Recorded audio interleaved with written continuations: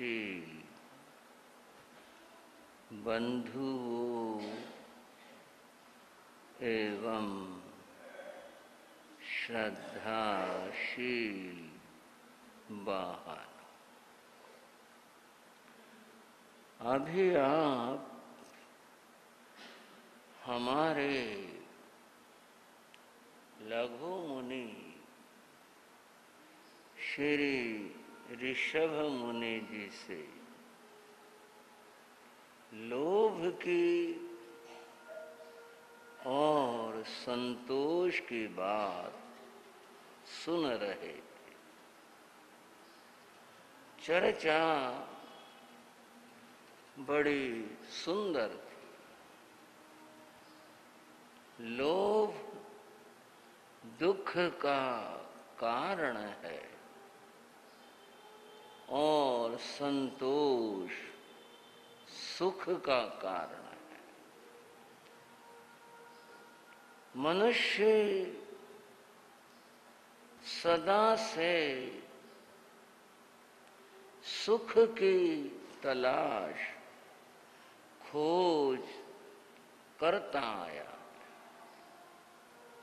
आज भी कर रहा है, और दुख से सदैव बचने का प्रयत्न करता, आज भी कर रहा है। खेद की बात यह है कि सुख प्राप्त नहीं होता, होता है कुछ थोड़ा। दुख मिटता नहीं, जाता नहीं। इसी ताने बाने में, सुख दुख के इस जंजाल में मनुष्य फंसा है, जीव फंसा है, और यूं संसार में भटक रहा है। आज हम जो चर्चा करेंगे श्री भगवती सूत्र में, वह है सुख को लेकर करेंगे। संयोग की बात है,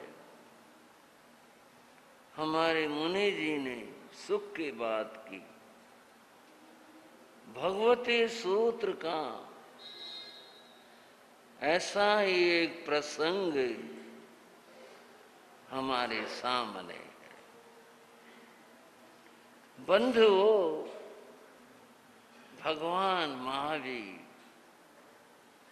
अपने भद्रासन पर विराजमान थे। तीर्थंकर का आसन भद्रासन कहलाता है। सिंहासन राजाओं का होता है। सिंहासन के दोनों ओर सिंह की आकृतियां रहती हैं, इसीलिए उसको सिंहासन कहते हैं। भद्र शब्द का अर्थ होता है कल्याण। क्या अर्थ बताया भाई? भद्र शब्द का अर्थ है कल्याण। जहां से सबके कल्याण का संदेश प्राप्त होता है, वह भद्रासन है। तीर्थंकर भगवान जिस पर विराजते हैं, वह भद्रासन होता है। भगवान अपने भद्रासन पर विराजमान थे, और सब मुनि जहां तहां इधर उधर बैठे हुए ये समझ लें भगवान की आज्ञा से, अपनी इच्छा से नहीं। जिसका मन हुआ आसन उठा, वहां जा बैठे, वहां जा बैठे, प्रभु की आज्ञा से, भगवान से पूछकर, भगवान मैं वहां उस स्थान पर स्वाध्याय करना चाहता हूं या उस मुनि से कुछ सीखना चाहता हूं, मैं उसे दोहराना चाहता हूं। ये सब क्रियाएं प्रभु की आज्ञा से। संत जन जहां तहां विराजे बैठे अपनी, इस तरह स्वाध्याय आदि क्रियाओं में लगे थे। गौतम स्वामी भगवान के ज्येष्ठ शिष्य, भगवान से थोड़ी सी दूरी पर, ये बात कई बार दोहराई जाती है। पर ऐसा था, जो ऐसा था तो बताना भी होता है। न बहुत दूर न बहुत नजदीक, थोड़ी सी दूरी पर विराजमान थे। गौतम स्वामी अपने ध्यान और अपने चिंतन में थे। उस ध्यान में, उस चिंतन में उनके अंतर में एक प्रश्न आया। उस प्रश्न को मन में रख कर वे भगवान के समीप आए, वंदना करी, आज्ञा मांगी, मैं आपसे कुछ पूछना चाहता हूं। भगवान से आज्ञा मिली तो गौतम स्वामी ने भगवान से पूछा, प्रश्न किया, कहंगणं भन्ते जीवाणं सायावे निजं कम्मं कज्जन्ति। भगवान जिससे जीवों को सुख प्राप्त हो। भाइयों बहनों, आई ना सुख की बात, सभी को तलाश है। और अगर आप इस बात और चर्चा के साथ जुड़े होंगे तो आप कहेंगे यही बात है, यही चाहिए, इसी की चर्चा, जिससे जीवों को सुख प्राप्त हो। कहंगणं भन्ते जीवाणं सायावे निजं कम्मं कज्जई। वो कौन से कार्य हैं जिनसे, जिनके करने से जीवों को सुख प्राप्त होता है। यहां कार्य पूछा, कौन से काम है, क्या करना चाहिए जिनसे जीवों को सुख प्राप्त होता है, वो कौन से कार्य है। भगवान ने फरमाया, कहा गोयमा प्राणानुकंपाय भूयाणुकंपाय जीवाणुकंपाय सत्ताणुकंपाय जा गोयमा जीवाणं सायावे निजं कम्मं कज्जन्ति। गौतम जीवों को सुख देने से, जीवों पर अनुकंपा दया करने से, उन पर करुणा करने से, प्राण भूत जीव और सत्व, ये चार हैं तो जीवों के नाम, परंतु स्थिति का भेद है, बाकी सब जीव है। एक ही शब्द में समझने, जीवों पर करुणा करने से, जीवों को सुख देने से, जीव को सायावे निजं कम्मं, साता वेदनीय जिससे सुख प्राप्त होता है, वह प्राप्त हुआ करता है, उसका बंध होता है, उसका फल सुख होता है। वह इस तरह से होता है जो जीवों के ऊपर करुणा करते, अनुकंपा करते हैं, उनके ऊपर दया करते हैं, उन्हें सुख प्राप्त होता है। श्रावक श्राविका ये बात बड़ी समझने की बात है कि यहाँ क्या तो पूछा गया और भगवान ने क्या समाधान दिया, इसकी गहराई और बारीकी में चलेंगे। यह गौतम स्वामी ने पूछा, भगवान साता वेदनीय कर्म किस प्रकार से होता है? 8 कर्म होते हैं। कितने भाइयों? याद है आपको? अच्छी बात है। 8 कर्म होते हैं। उनमें से एक कर्म है वेदनीय कर्म। कौन सा भला?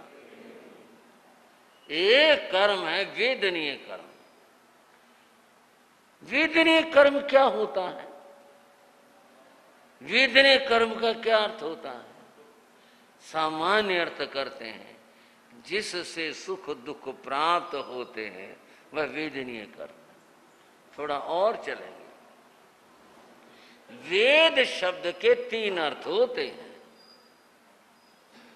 वेद शब्द के 3 अर्थ होते हैं।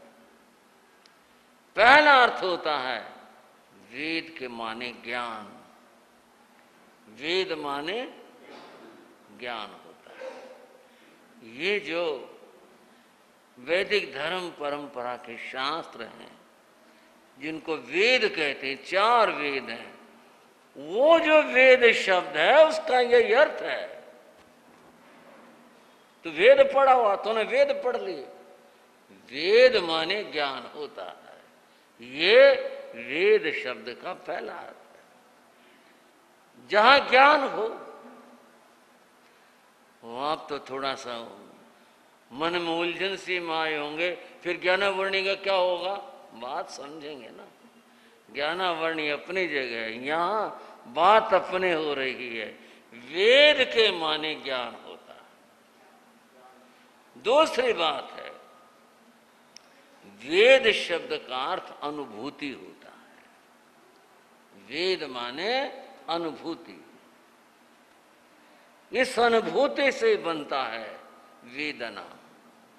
जो ये वेद है, इसी से शब्द बनता वेदना, जिसका अर्थ होता अनुभूति। अनुभूति होना। और ये वेदना 2 प्रकार की होती है, सुख रूप से भी और दुख रूप से भी। 2 तरह से होती है। वेद माने अनुभूति। और बंधुओं, वेद शब्द का तीसरा अर्थ है पहचान। है तो ज्ञान वाली बात, लेकिन ये अलग से कर दे पहचान। और ये इस रूप से होती है स्त्री वेद, पुरुष वेद, नपुंसक वेद, ये इस तरह से होती है। ये यहाँ वेद शब्द का अर्थ पहचान है। वेद माने ये 3 अर्थ होते हैं वेद के। वेदनीय कर्म जो कहा, यहां पर वेदनीय कर्म अनुभूति से अर्थ रखता है। इसका जो अर्थ है वह अनुभूति, वेदनीय कर्म जिससे अनुभूति होती है। और यह वेदनीय कर्म 2 प्रकार का होता है, साता वेदनीय और असाता वेदनीय। जिससे सुख प्राप्त हो वह साता माने सुख होता है। जैसे कि ये अपने अपने शब्द हैं, परंपराओं के शब्द हैं। आप संतों को सुख शब्द नहीं कहते। आप पूछते साता महाराज? हाँ भाई साता भाई, ठीक है। तो साता माने होता सुख है, अनुकूलता है। बंधुओं, साता वेदनीय अर्थात सुख रूप अनुभूति, असाता वेदनीय दुख रूप अनुभूति। अनुभूति है दोनों पर, एक सुख रूप अनुभूति है और दूसरे दुख रूप अनुभूति है। यह वेदनीय कर्म के 2 भेद हैं। 2 प्रकार का वेदनीय कर्म होता है। दर्शन शास्त्र में सुख और दुख की परिभाषाएं की गई। असल में ये सारा विषय दर्शन का है। धर्म में तो साधना बताई जाती है और दर्शन में चिंतन होता है, ये क्यों करवा, ये कैसे हुआ, इससे क्या अर्थ हुआ, इससे क्या बात निकली, क्या हुआ। ये जो तर्क हैं ये होते हैं दर्शन का विषय। सांख्य दर्शन में आया सुस्थितानि, हमारे श्रावक जी बैठे हुए, हाँ जी हाँ जी, सुस्थितानि खाने इंद्रियाणि, सुख शब्द को तोड़ा, अलग अलग किया। क्या तोड़कर क्या किया? सु अलग कर दिया और ख अलग कर दिया। सु मैंने सम्यक सुस्थित, अच्छी तरह से सम्यक प्रकार से जो स्थित है। क्या स्थित है? ख शब्द का कई अर्थ होते हैं। ख माने आकाश होता है और ख माने इंद्रिय भी होता है। ख शब्द के कई अर्थ होते हैं। ख माने आकाश और ख माने इंद्रिय। तो सुस्थितानि, जहां सम्यक प्रकार से स्थित हैं। क्या स्थित हैं? खाने इंद्रियाणि, इंद्रियां जहां पर सही ठहर रही है वह अवस्था, वह स्थिति सुख कहलाता है। अब देखो, विचार करेंगे।